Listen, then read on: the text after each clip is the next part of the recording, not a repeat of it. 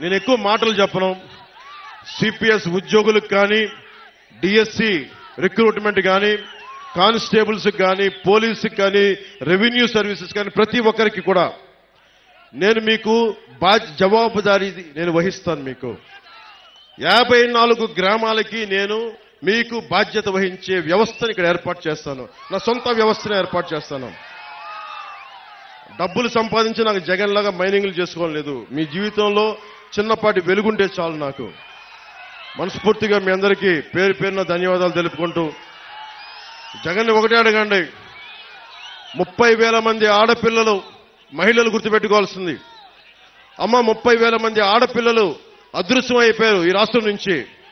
చెల్లెమ్మ, అక్కమ్మ అని మాట్లాడే ఈ వైసీపీ నాయకులు ఒకటే అడగండి, 30,000 మంది అక్కలు చెల్లెళ్ళు వెళ్ళిపోతే నువ్వు ఏమైపోయావు, అప్పుడేమైంది అక్కమ్మ చెల్లెమ్మ మాటను ఒకసారి అడగండి. అందుకని మనస్ఫూర్తిగా వైసీపీ పార్టీ అధోగతికి పాలవ్వాలి, భారీ ఓటమి చూడాలి అంటే అది మీ చేతుల్లోనే ఉంది.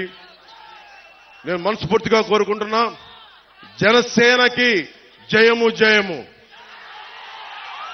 టీడీపీ, భారతీయ జనతా పార్టీ, జనసేన కూటమికి జయము జయము.